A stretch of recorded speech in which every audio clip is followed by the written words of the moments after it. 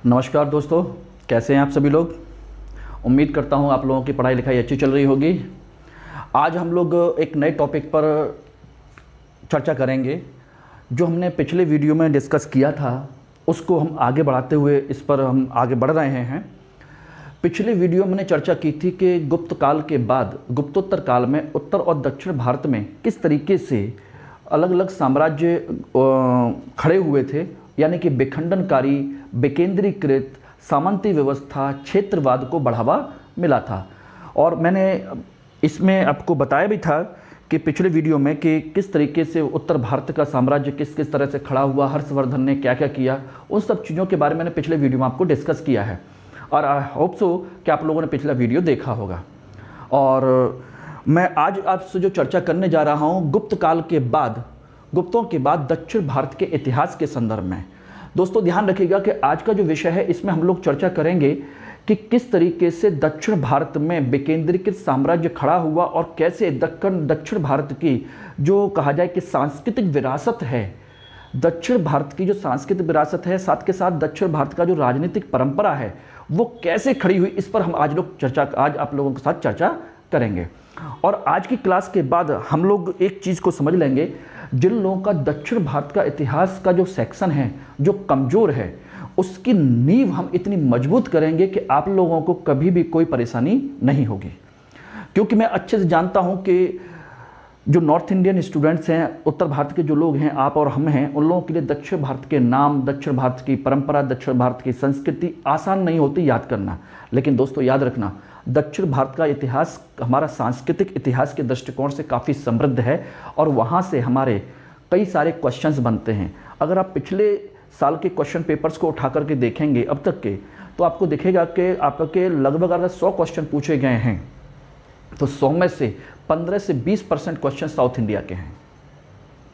ध्यान रखना, क्योंकि कल्चरली काफ़ी रिच पोर्शन है ये। और बस एक चीज़ जो आज की क्लास की सबसे महत्वपूर्ण जो बात होगी दोस्तों, वो ये बात होगी कि ये जो काल है वो लगभग इतना ज़्यादा आपस में घुला मिला हुआ है कि आपस में ये समझ में नहीं आता कौन किसके समय में खड़ा हुआ, कौन किसके समय में पैदा हुआ, कौन किसके समय में क्या गतिविधियां कर रहा है, इसके बारे में हमें कोई क्लियर जानकारी नहीं मिलती और उसमें हम उलझ जाते हैं। और जब उलझ जाते हैं तो फिर हमको पढ़ने में बोरियत होने लगती है। तो दोस्तों मेरा जो उद्देश्य है उस बोरियत को या जो उलझन है उसको सुलझा करके आपके सामने उस परंपरा को आगे बढ़ाना, जिससे कि आप लोग अपना सिलेक्शन ले सकें। और मेरा मानना है कि आप लोग जितने सीरियस हैं उतना सीरियस मैंने जनरली स्टूडेंट्स को देखा नहीं है। आप लोगों को जिस तरह के फीडबैक आ रहे हैं, आप लोगों का बहुत अच्छा रिस्पॉन्स आ रहा है।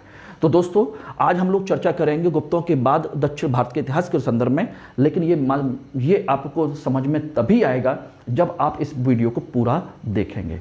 अगर आप लोगों ने इस वीडियो को पूरा नहीं देखा तो समझ लीजिए हम दक्षिण भारत की सांस्कृतिक परंपरा और उससे जुड़े हुए जो महत्वपूर्ण प्रश्न हैं, महत्वपूर्ण क्वेश्चन हैं, इंपॉर्टेंट क्वेश्चन, उनको आप हमेशा के लिए मिस कर देंगे। क्योंकि एक बार कंसेप्ट गलत हुआ तो फिर हमें कोई चीज़ समझ में नहीं आती। तो मैं आप लोगों से यही उम्मीद करूंगा इस वीडियो को पूरा देखें और इसके संदर्भ में जो कमेंट करना है वो कमेंट आप जरूर करें कि क्या समझ में आया, क्या नहीं आया। और जितना आप लोग कमेंट बॉक्स में इन्वॉल्व होंगे उतना ही आपके अंदर एक एक्साइटमेंट आएगा। जैसे क्लास में एक बच्चा कभी नहीं बोलता तो वो हमेशा डर रहने लगता है, लेकिन जिस दिन अपनी झिझक खोलता है और वो पूछना शुरू करता है, बोलना शुरू करता है, आंसर बताना शुरू करता है, समझ लीजिए उसके अंदर कॉन्फिडेंस डेवलप होता है। तो ये कमेंट बॉक्स आपके लिए वही है कि आप किस तरीके से इसमें अपने आप को पार्टिसिपेट करें, अपनी पर्सनैलिटी को इम्प्रूव करें। ठीक है। तो दोस्तों जिन लोगों ने अभी तक हमारा जो चैनल है उसको सब्सक्राइब नहीं किया है वो सब्सक्राइब करें और उसके बराबर में जो बेल आइकन जो है उसको जरूर प्रेस करें, जिससे कि हमारे जो लगातार वीडियो आपको मिल सकें उसकी इन्फॉर्मेशन आपको पता चल सके। तो दोस्तों मैं मनोज कुमार आपका मनोज IAS अकेडमी के सेक्शन में NCERT सेक्शन में स्वागत करता हूं। और आज हम लोग चर्चा कर रहे हैं गुप्तों के बाद दक्षिण भारत के इतिहास के संदर्भ में। और ये हमारा, ध्यान रखिएगा, हिस्ट्री की क्लास 6 का अंतिम चैप्टर होगा, लास्ट चैप्टर होगा इसका। और मैं ध्यान रखिएगा, मैंने आपको पिछली बार भी कहा है, हमेशा कहता आया हूँ कि इसमें मैं केवल और केवल उन चीज़ों को नहीं ले रहा जो केवल NCERT में दिया हुआ है, बल्कि मैं उसके अलावा और भी चीज़ों को इसमें शामिल कर रहा हूँ। और ये आप लोग जिस टेबल पर, जो व्हाइट बोर्ड पर आप लोग जो चार्ट देख रहे हैं, उससे आपको पता भी चल रहा होगा कि इतनी सारी इंफॉर्मेशन एनसीईआरटी की बुक में नहीं है। लेकिन ये मैं क्यों कर रहा हूँ, जिससे कि आप लोगों का एक सीक्वेंस, एक क्रम और उसका जो तारतम्यता है, जो सीक्वेंस अरेंजमेंट है, वो आपको पता चल सके। तो दोस्तों स्टार्ट करते हैं। आइए देखिए, गुप्तों के बाद दक्षिण भारत के इतिहास को हम दो भाग में डिवाइड करते हैं। एक दक्कन, क्योंकि हम लोग पहले भी पढ़ चुके हैं दक्कन के बारे में, सातवाहन वंश के बारे में, और एक दक्षिण भारत का इतिहास जो संगम वंश हम लोगों ने पढ़ा था। तो पिछले वीडियो में आप लोगों ने देखा होगा। जिन लोगों ने पिछला वीडियो नहीं देखा है उनको ये सेक्शन, ये वाला जो सेक्शन है, आसानी से समझ में नहीं आएगा। इसलिए मेरी सलाह ये है कि पहले इसको देखने के साथ साथ पिछला वीडियो जरूर देखें, दक्षिण भारत के इतिहास वाला, जो गुप्त काल से पहले था दक्षिण भारत का, जिसमें मैंने सातवाहन डायनेस्टी, आपके दक्षिण के चोल, चेर, पांड्या, संगम वंश के बारे में, संगम डायनेस्टी के बारे में आपको चर्चा की थी। उस वीडियो को जरूर देखें। उसके बाद ये पूरा सा आपको समझ में आने लगेगा कौन सा साम्राज्य कहाँ है और कैसे है। दोस्तों देखिए, मैं बार बार उसको रिपीट नहीं कर सकता। जब मैं ऑलरेडी आप लोगों को वीडियो दे चुका हूँ तो आप लोगों को वो देखना चाहिए, और मैं उम्मीद करता हूँ कि आप उस पर जाकर के फिर से कमेंट बॉक्स में उस पर भी कमेंट आप करेंगे। Okay, all the best. तो इसको हम दो सेक्शन में डिवाइड करते हैं, दक्कन और दक्षिण भारत। यानी दक्कन यानी कि महाराष्ट्र, कर्नाटका, आंध्र प्रदेश का हिस्सा, और दक्षिण भारत सुदूर दक्षिण केरल और तमिलनाडु का हिस्सा है। दक्कन में देखिए, गुप्तों के बाद में जब ये सारी चीज़ें हुई तो उसमें 3 साम्राज्यों का उदय हुआ। एक वाकाटक डायनेस्टी, वाकाटक वंश, जो कि गुप्तों के रिश्तेदार भी थे, मैंने आपको पिछले क्लास में बताया भी था। दूसरा चालुक्य वंश, जो वातापी के रहने वाले थे, वादामी के। और तीसरा राष्ट्रकूट वंश, लट्टलूर या एलिचपुर या लातूर जिसे कहते हैं, महाराष्ट्र के क्षेत्र में एलिचपुर वाला जो इलाका है वो है आपका, यहाँ के रहने वाले हैं। तो वाकाटक कहाँ के रहने वाले हैं? बरार क्षेत्र के, बीदर बरार आपने सुना ही होगा। तो वहाँ के क्षेत्र के रहने वाले हैं दक्कन में। और दक्षिण भारत में पल्लव डायनेस्टी, जो कांची की रहने वाले हैं, कांचीपुरम, महाबलीपुरम, वहाँ के रहने वाले हैं। और हम इसमें इन सब के अलावा 2 चीज़ों पर चर्चा करेंगे। एक, इनके समय के प्रमुख शासक कौन कौन से हैं और उनकी सांस्कृतिक गतिविधियाँ क्या हैं, उन्होंने कौन कौन से राज्य जीते, इससे हमें कोई लेना देना नहीं है। उनकी सांस्कृतिक गतिविधियाँ क्या हैं, वहाँ से क्वेश्चन बनते हैं, मैं उतना ही आप लोगों से डिस्कस करूँगा, कल्चरल एक्टिविटीज़। और दूसरा, ये इनकी जो सांस्कृतिक उपलब्धियाँ हैं पूरे साम्राज्य की, उनके बारे में चर्चा करेंगे। इस पूरे साम्राज्य का अपना क्या योगदान है, उसके बारे में हम लोग चर्चा करेंगे। तो 1 बाय 1 हम लोग इस पर चर्चा करते हैं। तो देखिए, सबसे पहले हम बात करते हैं वाकाटक वंश की। वाकाटक वंश, ध्यान रखिए, गुप्तों का ही समकालीन भी है, और दक्कन के क्षेत्र में इसने अपना एक साम्राज्य बनाया था, और ये ब्राह्मण वंश है। ध्यान रखना, ब्राह्मण वंश है। और सातवाहनों के बाद इस वंश का उदय हुआ था, सातवाहन डायनेस्टी के बाद। इसलिए मैंने कहा था कि पिछला वीडियो जरूर देख लीजिएगा। क्लियर है? तो सातवाहनों के बाद इस क्षेत्र में ये उभर के सामने आया। और बस एक चीज़ ध्यान रखें, चूँकि ब्राह्मण वंश था, सातवाहन भी ब्राह्मण थे और ये भी ब्राह्मण हैं, तो ये अपने क्षेत्र के सबसे ज़्यादा सम्मानित वंश माना जाता है, सुसंस्कृत और सम्मानित वंश माना जाता है, क्योंकि इन्होंने कई ऐसे कार्य किए हैं जिसकी वजह से इनका रेस्पेक्ट करते हैं। एक तो देखिए, सबसे पहले इसके प्रमुख शासकों के बारे में जान लेते हैं क्या क्या हैं। तो देखिए, इंपॉर्टेंट एम्परर्स कौन कौन से हैं। विंध्य शक्ति, विंध्य शक्ति इस वंश के संस्थापक माने जाते हैं और संस्थापक हैं, विंध्य शक्ति। क्लियर है? लेकिन जो वास्तविक संस्थापक है वो कौन है? वो है आपका प्रवरसेन। इसको तो नाम को याद रख सकते हैं तो अच्छी बात है, नहीं रख सकते तब भी कोई प्रॉब्लम नहीं है। प्रवरसेन इस वंश के वास्तविक संस्थापक माने जाते हैं। क्यों? क्योंकि एक तो उन्होंने 4 अश्वमेध यज्ञ किए थे अपने समय में। आसपास के, अब 4 अश्वमेध यज्ञ करने का मतलब क्या है, आसपास के राज्यों में उसके घोड़े को पकड़ने वाला कोई नहीं है, उसकी अधीनता स्वीकार करते हैं। Is it clear? एक। दूसरा, इसने एक वाजपेय यज्ञ किया था। वाजपेय यज्ञ क्या मतलब होता है? राजाओं के बीच में, राजा महाराजाओं के बीच में एक घुड़दौड़ होती है, रथ दौड़ होती है, उसमें जो जीतता है वही सबसे बड़ा शासक माना जाता है। सो वाजपेय यज्ञ भी किया, इसका मतलब ये जीते हैं, एक चीज। ठीक, एक। उसके बाद माना जाता है Pravarasena second, most important emperor, Pravarasena. Pravarasena, ध्यान रखना, इतने ये तो आपको ना के बराबर हैं, इनको याद कर सकते हैं तो इजीली आपको याद हो जाएंगे। प्रवरसेन के समय की कुछ खास चीजें हैं जिनको आप लोगों को याद रखने की जरूरत है। कैसे? देखिए, पहली बात तो यह है कि प्रवरसेन एक साहित्यकार भी हैं। साम्राज्य जीते वो तो अपनी जगह पर है, इन्होंने एक किताब लिखी थी सेतुबंध, काव्य संग्रह है, सेतुबंध नाम की किताब लिखी, पहली चीज। दूसरा, इनके दरबार में कुछ समय तक कालिदास, जो गुप्तों का महान चंद्रगुप्त विक्रमादित्य के दरबार में एक कवि था, महान कवियों में से एक हैं, जिनको भारत का शेक्सपियर कहा जाता है कालिदास, वो कालिदास इनके दरबार में कुछ समय तक एज अ गेस्ट रहे थे। ध्यान रखना, क्वेश्चन पूछा जा सकता है कि कालिदास किसके दरबार में एज अ गेस्ट यानी कि प्रमुख अतिथि के तौर पर कुछ समय तक किसके दरबार में रहे थे, तो ये व्यक्ति है। क्लियर है? तो ये कुछ 2-3 पॉइंट हैं जो आप लोगों को याद रखना है, बहुत ज़्यादा नहीं पढ़ना है, मैंने पहले ही कहा जितना जरूरी है उतना मैं करा दे रहा हूँ, इससे ज़्यादा आपको करने की जरूरत नहीं पड़ेगी। तो वाकाटक वंश इतना ही है। Is it clear? अब बात आती है इनके समय की सांस्कृतिक उपलब्धियां क्या हैं। तो सांस्कृतिक उपलब्धियां कुछ हैं, खास हैं। एक तो देखिए, इन लोगों ने एलोरा के क्षेत्र में, एलोरा इनके क्षेत्र में आता है, वहां पर कुछ गुफाओं का निर्माण करवाया, एलोरा के क्षेत्र में। ठीक, अजंता की गुफाओं का निर्माण करवाया, अजंता की गुफाओं का, और अजंता की गुफाओं में 16, 17 और 19वीं जो गुफा है वो माना जाता है कि इन्होंने ही निर्मित करवाई थी। Is it clear? तो 16वीं, 17वीं और 19वीं जो गुफा मानी जाती है वो इनके समय में ही विकसित हुई थी, और जो गुप्तों के समय में थी तो इनके संबंध गुप्तों से भी थे, तो गुप्तों का संबंध भी इन गुफाओं से है। क्लियर है? इस चीज को ध्यान रखिएगा क्योंकि इन्हीं के रिश्तेदार हैं वो। बस वाकाटक के बारे में इतना ही जानना है। बरार क्षेत्र के रहने वाले प्रमुख शासक कौन कौन हैं? विंध्य शक्ति, प्रवरसेन फर्स्ट, प्रवरसेन सेकंड, और इनके समय की 2 घटनाएं, और टोटल सांस्कृतिक उपलब्धियां। अजंता एलोरा की गुफाओं का निर्माण करवाने में इनकी भूमिका रही है। और अजंता की गुफाएं कौन कौन सी? 16, 17 और 19। अब देखिए, अगर आप वीडियो नहीं भी देखते हैं, अगर खाली प्ले करके छोड़ करके अपने कान में ईयरफोन लगा लेंगे ना, तब भी आप लोगों को याद हो जाएगा आसानी से। बस मैं यही चाहता हूं कि आप लोग एक एक चीज को याद कर लें।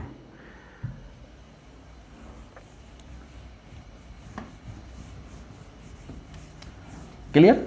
अब वाकाटक के बाद में इसी क्षेत्र में दूसरे शासक आपके उभर के सामने आए, उन्हें कहते हैं चालुक्य शासक। ठीक है, चालुक्य कहां के रहने वाले हैं? बातापी या वादामी के। एक चीज ध्यान रखिएगा, वादामी के चालुक्य ये तो है ही है, चालुक्य की 3 शाखाएं हैं। एक सबसे प्रमुख शासक तो यही हैं जिन्हें पश्चिमी चालुक्य भी कहते हैं। क्या कहते हैं? पश्चिमी चालुक्य। इसको याद रखना, पश्चिमी चालुक्य कहे जाते हैं। लेकिन इनके अलावा 2 चालुक्य और हैं, एक वेंगी के चालुक्य और दूसरे कल्याणी के चालुक्य, और वो दोनों इन्हीं के वंशज हैं, वेंगी और कल्याणी के। लेकिन प्रमुख चालुक्य यही हैं, इस बात को ध्यान रखना। 3 ब्रांचेज हैं, कंफ्यूज मत हो जाना, कहीं किताब में पढ़ रहे हो तो अरे सर इसमें तो आपने ये बताया ही नहीं, एनसीईआरटी में दिया हुआ नहीं है, बट मैं बता दे रहा हूं आपको। वेंगी और कल्याणी के चालुक्य भी हैं, वो इन्हीं के वंश से जुड़े हुए हैं। अब इस वंश के जो प्रमुख शासक हैं उनके बारे में चर्चा करेंगे, क्या क्या हुआ, कैसे कैसे हुआ। तो देखिए, प्रमुख शासक हैं पुलकेशिन फर्स्ट, कीर्तिवर्मन, पुलकेशिन सेकंड। इन 3 शासकों के बारे में हमको थोड़ा सा जानना है, क्या क्या हुआ है, उसके बाद हम चर्चा आगे बढ़ाएंगे। तो देखिए, पुलकेशिन फर्स्ट कौन है? संस्थापक है, ये तो आपको वैसे भी याद हो जाना चाहिए। फाउंडर कौन है? पुलकेशिन फर्स्ट। अब ये संस्थापक ही नहीं बल्कि एक अच्छा महान शासक भी है, क्योंकि इसने कई सारे अनेक अश्वमेध यज्ञ भी किए हैं। एक नहीं, कई सारे अश्वमेध यज्ञ किए, इसका मतलब महान शासकों में से है, महान विजेता भी है। एक चीज। दूसरा है कीर्तिवर्मन, ये भी इस वंश का महान शासकों में से एक है, और कहा जाता है कि इसी के समय में एक सबसे बड़ा बृहत साम्राज्य खड़ा हुआ था। बृहत साम्राज्य का निर्माण इसी ने खड़ा किया था। किसने? कीर्तिवर्मन ने। कीर्तिवर्मन, मैं इसको साथ के साथ रफ करता जा रहा हूं, इसको ध्यान रखिएगा। कीर्तिवर्मन ने इस साम्राज्य का निर्माण किया था, और इसी को कहा जाता है प्रथम साम्राज्य निर्माता। प्रथम साम्राज्य निर्माता भी कहा जाता है। इस चीज को ध्यान रखने की जरूरत है। ठीक, क्योंकि आसपास के क्षेत्रों को जीत करके इसने अपने साम्राज्य में मिलाया और एक बड़ा साम्राज्य बनाने की कोशिश की। लेकिन हकीकत में जो हमको पढ़ना है वो है आपका पुलकेशिन सेकंड के बारे में। पुलकेशिन सेकंड, मैंने कहा ना कि बहुत ज़्यादा हमको नहीं डिस्कस करना है, जो जरूरी है उतना ही करेंगे। पुलकेशिन सेकंड इस वंश का महान शासक है, महान कह सकते हैं या महानतम कह सकते हैं, महानतम शासक। इसके बारे में मैंने आपको पिछले वीडियो में बताया था जब हम हर्षवर्धन के बारे में बात कर रहे थे। तो इसने देखिए हर्षवर्धन को हराया था। हर्षवर्धन को नर्मदा नदी के किनारे पर हराया था। और इसकी जानकारी किसमें दी हुई है? अगर आप पिछला वीडियो देखा होगा तो आपको याद होगा, ऐहोल अभिलेख में। क्लियर है? जो कि बाणभट्ट के हर्षचरित में जिसकी जानकारी नहीं दी गई कि हर्षवर्धन हार गया था, ऐहोल अभिलेख में इसने जानकारी दी है। दूसरा, इसी ने महेंद्र वर्मन को भी हराया था। दक्षिण भारत में पल्लव शासक है महेंद्र वर्मन, ये इसको भी हराया था। लेकिन बाद में जाकर के महेंद्र वर्मन के बेटे महेंद्र को हराया और महेंद्र का बेटा जो नरसिंह वर्मन है, ये वाला मामल, इसने पुलकेशिन द्वितीय को हरा दिया और इसकी राजधानी वातापी को लूटा और अच्छे से लूटा, क्योंकि इसने इसके पिता के साथ बुरा व्यवहार किया था। इसीलिए इसके साथ भी नरसिंह वर्मन ने बदला लिया और उसके साथ अच्छा व्यवहार नहीं किया, बल्कि उसको खूब लूटा, उसकी राजधानी को लूटा। और इसने नरसिंह वर्मन ने एक उपाधि ली थी वातापी कौंड की, वातापी कौंड का टाइटल लिया था, यानी कि वातापी को का विजेता कहलाता है, वातापी कौंड की उपाधि ली थी। क्लियर? इसी का भाई है एक, जिसकी वजह से इन्होंने बैंगी में अपना एक साम्राज्य भी स्थापित किया था। इसलिए बैंगी की चालुक्य शाखा का निर्माण भी इसी के समय में हुआ था। बैंगी शाखा का निर्माण इसी के समय में, बैंगी शाखा का निर्माण हुआ था। तो 2-3 चीजें क्लियर हो गई। हर्षवर्धन को हराया, पल्लव शासक नरसिंह वर्मन से हार गया और बैंगी शाखा का निर्माण पुलकेशिन सेकंड ने किया था। लेकिन इसके बारे में 1-2 चीज और भी आपको याद रखनी है, और वो क्या क्या चीजें हैं वो देख लीजिए। पहली चीज तो इसने पट्टडकल में एक मंदिर का निर्माण करवाया था। पट्टडकल में शिव मंदिर का निर्माण करवाया। इसको आप लोग याद रखिएगा। शिव मंदिर जो है, पट्टडकल का शिव मंदिर का निर्माण किसने करवाया? इसने। दूसरा, इसके समय में जो ईरानी लोग हैं, ईरानी और अरबी, इनसे संबंध बनाए। फारसी हम कह सकते हैं, फारस कह सकते हैं। और इसी के समय में ईरान के जो जरथुस्त्र धर्म के जो लोग हैं, जरथुस्त्र यानी कि पारसी, वो भारत आ गए। और भारत में जो पारसी समुदाय है इसी के समय आया था। क्लियर है? तो जरथुस्त्र धर्म के जो लोग हैं, फॉलोअर हैं, जिनको हम पारसी कहते हैं, वो इसी समय में भारत आए थे और इसके संबंध ईरानी अरबी लोगों से अच्छे रहे थे। और अजंता की एक गुफा में इसकी पेंटिंग मिलती है। अजंता की गुफा में इसकी एक पेंटिंग मिलती है जिसमें ईरान के राजदूत का स्वागत करते हुए दिखाया गया है। ईरान के राजदूत का स्वागत करते हुए, welcome to the Irani Persian ambassador, उसको करते हुए दिखाया गया पेंटिंग अजंता की गुफा में मिला है। तो क्वेश्चन पूछा जा सकता है कि अजंता की गुफा से किस चालुक्य शासक का चित्र मिला है जो ईरान के राजदूत का स्वागत कर रहा है? So it is clear. ये है चालुक्य वंश के बारे में कुछ चीजें जो इसके समय में हुई थी। क्लियर हो गया? तो 2 वंश हो गए, वाकाटक और चालुक्य। इनके बारे में हम लोगों ने जान लिया। अब इसके बाद हम देखते हैं कि इसके समय में कुछ और भी हुआ था कि नहीं हुआ था। देखिए, इसी के समय में एक चीज और भी हुई थी, वो है आपका ऐहोल। ऐहोल का अभिलेख तो लिखवा ही था। ऐहोल में ही इसने कई सारे मंदिरों का भी निर्माण करवाया, मंदिरों का निर्माण और मूर्तियों का निर्माण भी करवाया इसने ऐहोल में। केवल अभिलेख नहीं लिखवाया, मूर्तियों और मंदिरों का भी निर्माण करवाया था। और एक, ठीक है, साथ के साथ एक चीज़ और ध्यान रखना, ऐहोल में ही इसको हम मंदिरों का नगर भी कहते हैं। क्वेश्चन पूछा जा सकता है कि मंदिरों का नगर किसे कहा जाता है? ऐहोल को। तो ये पॉइंट है, विशेष तौर पर इसको ध्यान रखने की जरूरत है। मंदिरों का नगर किसे कहते हैं? ऐहोल को। अब याद रहेगा नहीं? चलिए,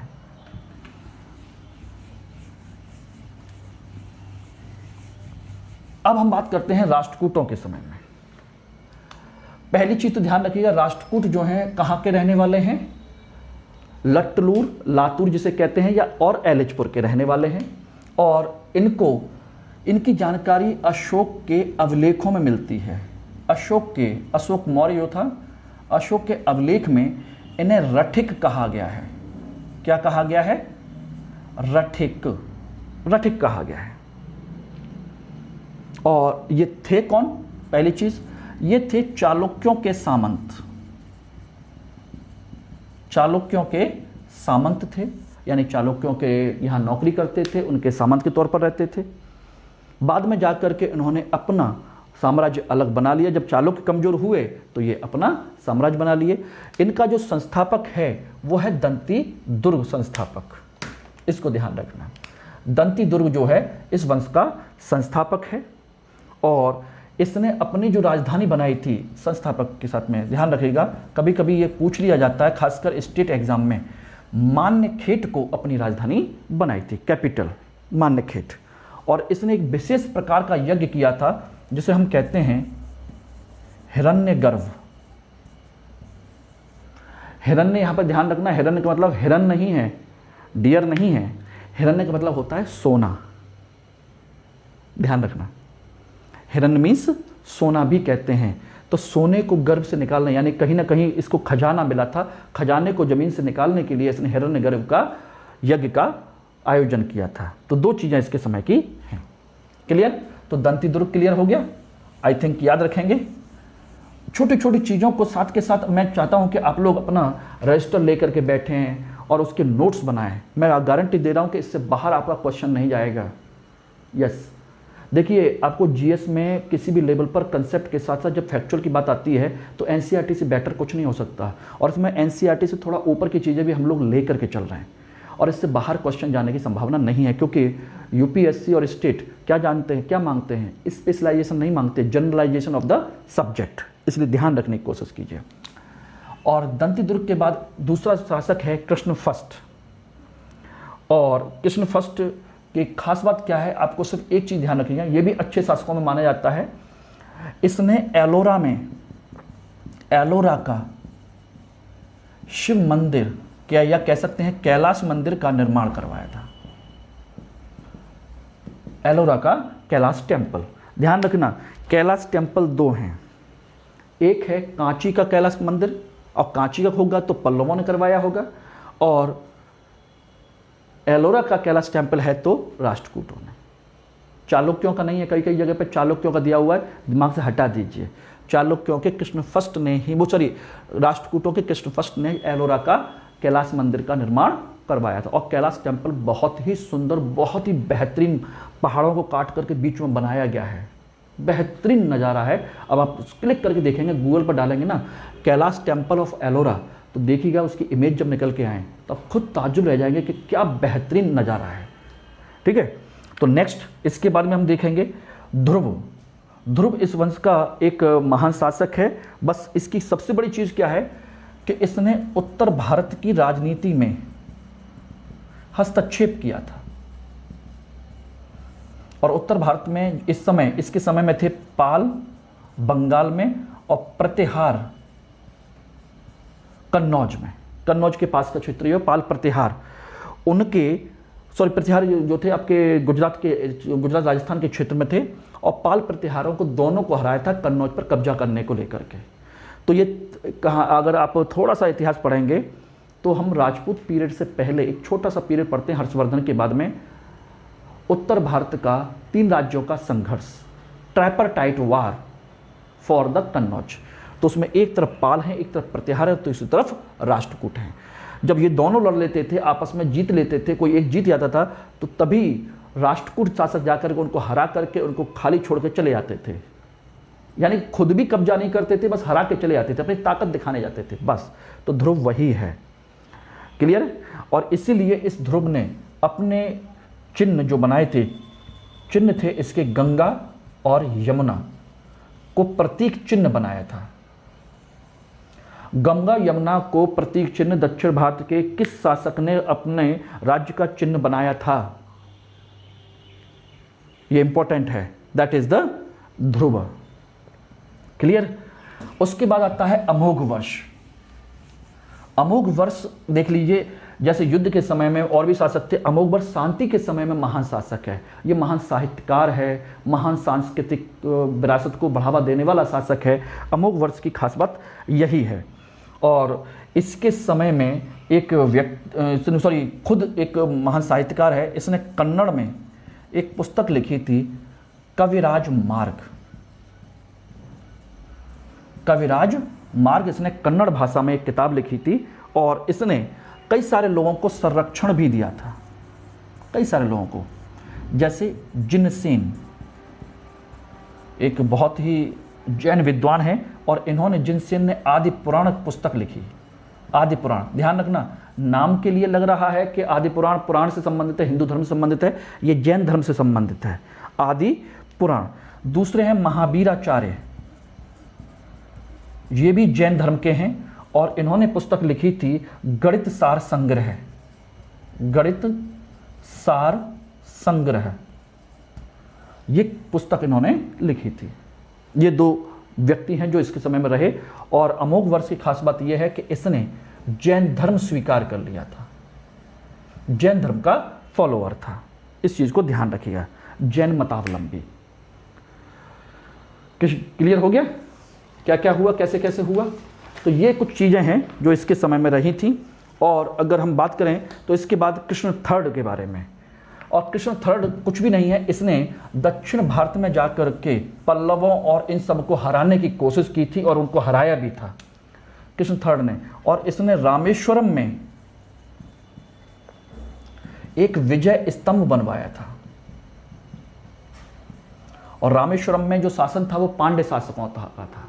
उनको हरा करके वहां पर विजय स्तंभ बनवाया, और वहीं पर एक मंदिर का भी निर्माण करवाया। बस इतनी महत्वपूर्ण शाखा है, ध्यान रखना। बस एक चीज ध्यान रखिएगा, इन्हीं राष्ट्रकूटों के समय में यहाँ पर भारत में मुस्लिम लोगों को बसने की अनुमति दे दी गई थी।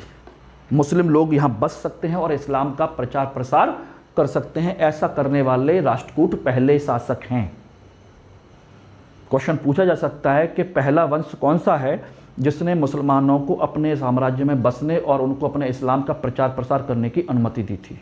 Who given the permission for the Muslim to express the and spend the Islamism? That is the Rashtrakuta. Clear? इतना ध्यान रखिएगा। तो ये राष्ट्रकूटों के बारे में है। ध्यान रखना, इतना सब कुछ एनसीईआरटी में नहीं है। मैंने पहले भी कहा है, मेरा उद्देश्य है आप लोगों को जिस इतिहास के बारे में, जिस सब्जेक्ट के बारे में पढ़ें, उसके बारे में कम से कम इतना बता दिया जाए कि आपका काम अच्छे से चल सके। अब आते हैं दक्षिण भारत में, केरल और तमिलनाडु के इलाके में, और यहाँ पर आपका वंश है पल्लव, पल्लव डायनेस्टी। और ये वास्तव में देखा जाए तो सातवाहनों के वास्तविक उत्तराधिकारी थे, लेकिन बाद में ये कांची में जाकर के सेट हो गए, और कांची में ही इन्होंने अपने साम्राज्य का विस्तार किया, और पल्लवों को हराया, चालुक्यों को हराया, पांड्यों को हराया, पांडवों और चालुक्यों को हरा करके अपने साम्राज्य का विस्तार किया था। और इनमें इन वंश के जो संस्थापक हैं वो है सिंह विष्णु। सिंह विष्णु इस वंश के संस्थापक हैं, और इनके बारे में मैं थोड़ी सी चर्चा करूंगा। पल्लवों का जो बेसिक जो महत्व है वो इनकी राजनीतिक महत्वाकांक्षा या राजनीतिक विस्तार को हमारे लिए महत्वपूर्ण नहीं रखता, बल्कि इन्होंने दक्षिण भारत में मंदिर निर्माण की, किसकी? मंदिर निर्माण की जो द्रविड़ शैली है उसका विकास किया था। जैसे उत्तर भारत की हमारी कौन सी है? नागर है, दक्कन की आपकी बेसर है, और दक्षिण भारत की द्रविड़ शैली है। 3 मंदिर निर्माण की शैलियां हैं। 3 styles of the temple architecture in India, north Nagara style, Deccan आपकी है बेसर स्टाइल, एंड दक्षिण Dravida style of temple architecture. तो ये आपकी हैं, और इसको स्टार्ट करने का जो क्रेडिट है वो जाता है आपको पल्लव शासकों को। इसलिए मैंने नीचे लिखा है मंदिर निर्माण पर विशेष बल। और इसका निर्माण भी जो है अलग अलग शासकों के समय हुआ है, 1, 2, 3 एंड 4। ये 4 कैटेगरीज हैं, यानी कि 4 स्टाइल हैं इनकी। इनमें पहला महेंद्र वर्मन शैली कहलाती है, दूसरी नरसिंह वर्मन मामल्ल शैली कहलाती है, तीसरी नरसिंह वर्मन सेकंड या राज सिंह शैली कहलाती है, चौथी नंदी वर्मन या अपराजित शैली कहलाती है। तो ये 4 शैलियां हैं द्रविड़ मंदिरों की। तो किस किस ने किस किस स्टाइल को बढ़ावा दिया, इसी पर हम चर्चा कर रहे हैं। ध्यान रखना, अगर आप लोग इस वीडियो को कहीं पर भी मिस करेंगे, लैग करेंगे, आप फॉरवर्ड करेंगे, कुछ भी करेंगे, तो आपका बहुत महत्वपूर्ण सेक्शन यहाँ से छूट जाएगा और क्वेश्चन यहाँ से बनता ही बनता है, डेफिनेट बनता है। अब चाहे वो आपका कंसेप्चुअल बने और चाहे फैक्चुअल, वो यहाँ से बनना तय है। Is it clear? तो अगर हम बात करें सिंह विष्णु के बारे में, तो सिंह विष्णु के बारे में एक चीज़ समझ लीजिए। मैंने कहा कि ये प्रमुख संस्थापक भी हैं, साथ के साथ सिंह विष्णु के समय में एक प्रमुख दरबारी व्यक्ति हैं जो रहते हैं, दरबारी कवि, उनका नाम है भारवी। और भारवी ने किताब लिखी थी किरातार्जुनियम। ये मैं आपको पहले भी बता चुका हूँ गुप्त काल में पढ़ते समय, क्योंकि उसके पीरियड के आसपास का ही समय है, गुप्तों का पतन हो रहा है और ये आपका स्टार्टिंग हो रही है। तो उसी पीरियड की किताब है ये भारवी की किरातार्जुनियम एक। इसके बाद आते हैं महेंद्र वर्मन शैली। और महेंद्र वर्मन के बारे में बताया था कि इसको चालुक्य शासक पुलकेशिन सेकंड ने हरा दिया था, बाद में जाकर इसके बेटे नरसिंह वर्मन मामल्ल ने उसका बदला लिया था। लेकिन इसने महेंद्र वर्मन ने एक चीज़ ध्यान रखिएगा, महेंद्र वर्मन एक अच्छा कवि, संगीतज्ञ, साहित्यकार, ये सभी है, और निर्माता भी है। क्या क्या है? कवि, संगीतज्ञ, साहित्यकार और निर्माता। कैसे? देखिए, सबसे पहले तो उसने एक पुस्तक लिखी है, मत विलास प्रहसन। मत विलास प्रहसन एक किताब है। एक कहा जाए कि काव्य व्यंग है।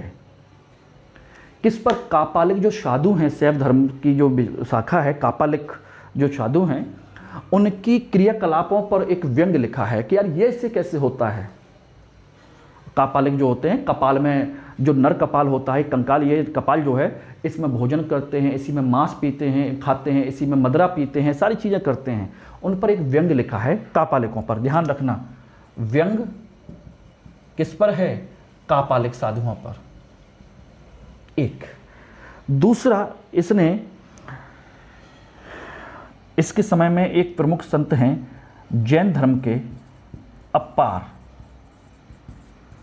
जैन धर्म के अप्पार एक संत हैं, और उन अप्पार के प्रभाव में आकर के, सॉरी, पहले यह जैन था, बाद में अप्पार जो शैव साधु हैं, शैव साधु, उनके प्रभाव में आकर के इसने शैव धर्म अपना लिया। ध्यान रखना, प्रारंभ में कौन था? ये जैन, और बाद में इसने शैव धर्म को अपना लिया। किसके प्रभाव में आकर के? शैव साधु हैं, शैव संत हैं अप्पार, उनके प्रभाव में आकर के इसने करवा लिया। और इसने अपने समय में एक मंदिरों की जो शैली स्टार्ट की है, मंदिर निर्माण की शैली, उसको जरूर याद रख लीजिएगा। इसकी शैली है मंडप निर्माण की। किसकी है? मंडप, मंदिर, मंडप। और इसकी जो है वो है आपके मंडप और रथ। मैं यहीं पर लिख दे रहा हूं, इनके हैं संरचनात्मक मंदिर, संरचनात्मक, और इनके भी संरचनात्मक है। मंडप क्या है? एक पहाड़ की जो चोटी है, पत्थर का जो टुकड़ा है बड़ विशाल, उसको ऊपर से नीचे तक एक ही पत्थर से काट करके उसी में गर्भगृह बना देना, पिलर बना देना, और उसको पूरा डिजाइन कर देना मंडप की तरह। यानी छतरियों के खंभों पर उसकी छतरी नुमा छत बना करके उसको निर्माण कर देना।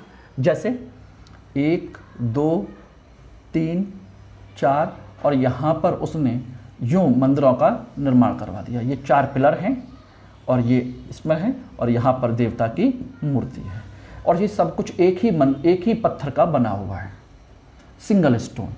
ये मंडप है। इस तरह के मंडपों का निर्माण करने वाला महेंद्र वर्मन पहला शासक है। तो पहली बार दक्षिण भारत में इस तरह के मंदिर बने, खुले टाइप के हैं, खुले स्थान पर हैं सारी, ये हैं। क्लियर है? एक। अब इसके बाद आते हैं आपके महेंद्र वर्मन के बाद नरसिंह वर्मन। इनके बारे में मैंने बताया था कि इसने पुलकेशिन सेकंड को हरा करके वातापी को लूटा और वातापी कौंड की उपाधि ली। क्लियर? लेकिन नरसिंह वर्मन से फर्स्ट के बारे में अगर बात किया जाए तो ये सबसे ज़्यादा शक्तिशाली तो रहा ही था, साथ के साथ एक अच्छा निर्माता भी है। और इसने मंडप और रथ मंदिर दोनों को करवाया, यानी कि पिता की जो विरासत थी मंडपों की वो तो करवाई, उसी को आगे चल के रथ मंदिर में भी करवा दिया। और रथ मंदिर भी क्या है, सेम उसी स्टाइल पे बनाए गए हैं, थोड़े से विशाल हैं, थोड़े से ज़्यादा डेकोरेटेड हैं, अलंकृत हैं और बड़े हैं। बस इनको आगे क्या करवा दिया है, एक रथ की तरह इनको डिज़ाइन करवाया है इस तरीके से। ये सेम उसी तरह से रथ मंदिर। और रथ मंदिर कितने हैं, इनको कहा जाता है सप्त पैगोडा। मंदिरों को पैगोडा भी कहा जाता है, सप्त पैगोडा यानी कि 7 मंदिर हैं। कहाँ बनवाए हैं? महाबलीपुरम में। महाबलीपुरम के सप्त पैगोडा यानी कि 5 पांडवों के, एक किसका है, दुर्गा का है, और एक किसका है, गणेश का। गणेश रथ है, दुर्गा का रथ है और 5 पांडवों के, लेकिन पांडवों में नकुल का नहीं है, सहदेव का है, और उसकी जगह पर है द्रौपदी का। क्लियर है? तो युधिष्ठिर, अर्जुन, भीम, सहदेव, द्रौपदी, दुर्गा और गणेश, ये 7 हैं। Is it clear? सप्त पैगोडा कहाँ पर बनाए गए हैं? महाबलीपुरम में। किसने बनवाए? नरसिंह वर्मन मावल्ल ने। क्लियर? और ये सब एक ही पत्थर के बने हुए हैं, एक आसम पत्थर है, मोनोलिथ, एक ही पत्थर के बने हुए हैं। इसके बाद आता है नरसिंह वर्मन सेकंड, राज सिंह। इन्होंने क्या किया, इन्होंने द्रविड़ शैली के मंदिरों की परंपरा शुरू की। द्रविड़ शैली के संरचनात्मक मंदिर। संरचनात्मक मंदिर कैसे? ये आपका मंदिर के चारों तरफ एक परकोटा, यहाँ पर गर्भगृह ये रहा, ये आपका बन गया गेट, जिसे हम क्या कहते हैं, गेट को कहते हैं गोपुरम। ये आपका रास्ता, यहाँ पर आपके देवता की मुख्य देवता की मूर्ति, और इसके ऊपर द्रविड़ स्टाइल के जो मंदिर हैं, पिरामिड नुमा स्ट्रक्चर जो है, ये यहाँ की शैली का निर्माण है, जिसे हम क्या कहते हैं, विमान या शिखर। और ये किससे बने हैं? ईंट और पत्थरों से, मोस्टली ईंटों से बने हुए। और इसके बराबर में छोटे छोटे 1-2 मंदिर और बाहर ये बरांडा टाइप का जो बनाया गया है, इसे कहते हैं मंडप। मंडप, गर्भगृह, विमान या शिखर और गोपुरम, और ये पूरे मंदिर की बाउंड्री। ये है द्रविड़ स्टाइल के टेम्पल। और ये जो विमान शिखर है कैसा है स्ट्रक्चर? साउथ की मूवी तो आप लोगों ने देखी होंगी ना, साउथ में मंदिर कैसे बने होते हैं, काफ़ी विशाल होते हैं और चौड़े होते हैं, विशाल प्रांगण होता है, वही है। इस शैली की शुरुआत की इन्होंने। और कौन कौन से मंदिर बनवाए नरसिंह वर्मन ने? देखिए, कांची का कैलाश टेम्पल, एक कांची का कैलाश टेम्पल, महाबलीपुरम का तटीय या शोर टेम्पल, शोर मीन्स होता है तट, शोर मंदिर या तटीय टेम्पल, ये इनकी खास बात है। इसके बाद इसी शैली को नंदी बर्मन और अपराजित ने आगे बढ़ाया। बस उनके कंडीशन क्या थी, नंदी बर्मन और अपराजित की इन्होंने छोटे ही मंदिर बनवाए, छोटे, बहुत विशाल नहीं बनवाए। और नंदी बर्मन का जो मंदिर है वो है आपका कांची का बैकुंठ पेरुमल मंदिर। कौन सा? बैकुंठ पेरुमल मंदिर, ये इनके समय का है। क्लियर? तो किस किस के समय के कौन कौन से मंदिर हैं आपको क्लियर हो गया? तो ये सारी चीजें हैं, अपराजित का कोई खास नहीं है। तो मंदिर निर्माण की शैली समझ में आ गई, क्या है, कैसे है, क्या क्या होता है। ठीक है, शिखर बड़ा होता है, गर्भगृह एक होता है, एक मंडप होता है, रास्ता होता है और एक गोपुरम। यानी कि इस तरीके से पल्लवों के समय में मंदिर निर्माण की एक विशाल शैली, एक विशाल परंपरा की शुरुआत हुई। और इसी विशाल परंपरा को, मंदिर निर्माण की विशाल परंपरा को आगे चल के चोल शासकों ने और बड़ा बनाया। इतने विशाल के कुतुब मीनार से ज़्यादा ऊंचे मंदिर हैं, ध्यान रखना। चोलों ने इस परंपरा को आगे बढ़ाया। लेकिन इसके समय में केवल मंदिर निर्माण नहीं हुआ, बल्कि मंदिर बहुत बड़े एक सामाजिक, आर्थिक, राजनीतिक और व्यापारिक गतिविधियों के, धार्मिक गतिविधियों के केंद्र भी बन गए थे, क्योंकि इन मंदिरों में ही समाज की जो गतिविधियां होती थीं उनकी मीटिंगें होती थीं, वहाँ पर कोई फैसला होना होता तो वो भी वहीं होता था। राजनीतिक गतिविधियां होनी हैं तो राजनीति के बारे में, संदर्भ में जो कुछ भी होना है, जो कहा जाए कि स्थानीय स्वशासन की परंपरा, वो भी यहीं पर निपटाई जाती थी। धार्मिक गतिविधियों का केंद्र तो है ही है। अब इनके मंदिरों को जो दान मिलता है, दान पुण्य आता है, जमीन दान में मिलती है, उससे जो इनकम होती है वो व्यापारियों को उधार दिया जाता है, उधार लिया जाता है, यानी कि बिजनेस सेंटर के तौर पर भी उसको प्रमोट किया गया था। तो इस तरीके से देखा जाए तो दक्षिण भारत के जो मंदिर हैं वो केवल धार्मिक गतिविधियों के केंद्र नहीं है, not only for the religious activities, these were for political, religious, cultural, social, economical and trade related all activities. ठीक है ना। तो ये सारी चीजें उस समय आपकी शुरू हुई। तो दोस्तों आज ये हमारा है दक्षिण भारत का इतिहास, और इसमें हम लोगों ने पल्लव शैली भी पढ़ी और दक्कन में हमने वाकाटक, राष्ट्रकूट, चालुक्य, इन सब के बारे में पढ़ा। और मैं उम्मीद करता हूं कि आपको ये सेक्शन इजीली समझ में आ गया होगा। और बस मैं एक चीज़ आप लोगों से चाहता हूं, इस चीज़ को आप लोग अच्छे से बार बार सुनिए, देखिए, पूरा वीडियो देखिए, और उस पर आप जितने भी लोग हैं जो भी देखें, प्लीज़ पूरा देखने की कोशिश कीजिए, तब समझ में आएगा। अदरवाइज़ मेरी मेहनत बेकार है। अगर आप पूरा वीडियो नहीं देखेंगे तो मेरे पढ़ाने का कोई फ़ायदा नहीं है। आपको क्या समझ में आना है? कुछ भी नहीं। पूरा वीडियो देखिए और उस पर कमेंट जरूर कीजिए, अच्छा बुरा जो कुछ भी है, उसमें जो कुछ भी आपको दिखाई देता है, जो कुछ भी सजेशन दिखाई देता है, कमेंट जरूर करिए। ठीक। और जिन लोगों ने अभी तक सब्सक्राइब नहीं किया हमारा चैनल, मनोज आइएस, उस चैनल को सब्सक्राइब करें, लाइक करें, शेयर करें। Okay, thank you, good bye.